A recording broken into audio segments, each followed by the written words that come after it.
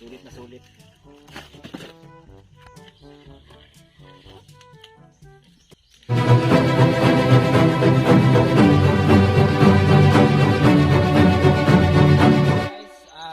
Kararating lang natin nung kinuha natin yung mga yung ating bagong dating na order galing sa live selling. So ito na guys, mabilisan lang na live din dahil sobrang init at kararating ko lang, nakakapagod.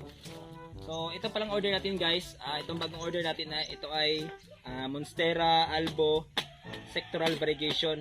Actually meron ako nito dito sa bahay, dinagdagan ko lang ng isa. And then yung ating Philodendron White Princess. Ipapakita ko sa inyo guys.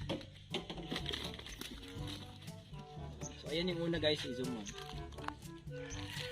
Monstera Albo Sectoral Variegation, yan siya. Mana? So buksan natin. Sobrang init. So malayo pa yung binahin natin guys para kunin ito. At karating ko lang talaga. Mabilis ang vlog lang na ipapakita ko lang sa inyo yung ating bagong collection. Yan siya guys.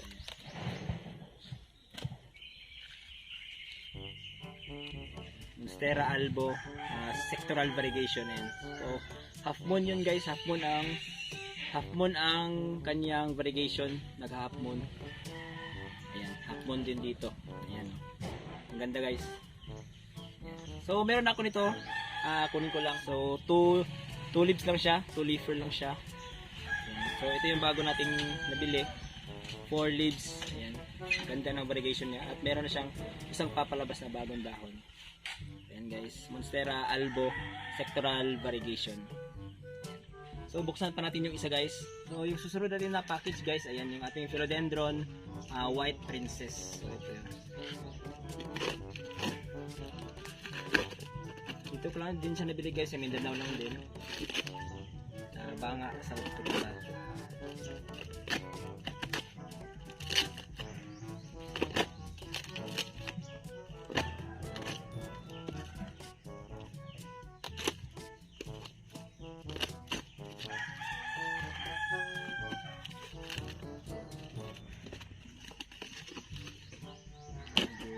Sa buksan.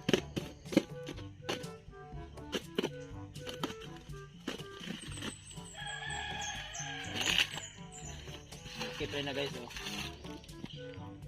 Napakalaki pa rin niya.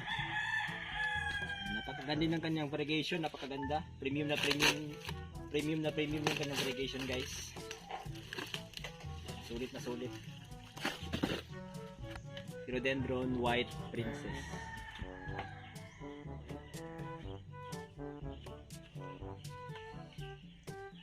Ito yung ating Pink Princess dito guys. Ayan, yan yung ating Pink Princess. At ito naman yung White Princess. Ayan. So yan ang pinagkaiba nila guys, no. Ayan. Sister plant lang sila pero magkaiba sila ng variegation. Yung isa white and then yung isa ayan, pink. Ayan, Pink Princess at white. So na-acquire natin ngayong araw lang. Ayan, ngayong araw na ito, Monstera Albo Sectoral at ang ating bagong White Princess. So thank you so much guys sa pagsama sa akin sa isang mabilisang pag-unbox ng ating bagong plant. So maraming salamat at paalam.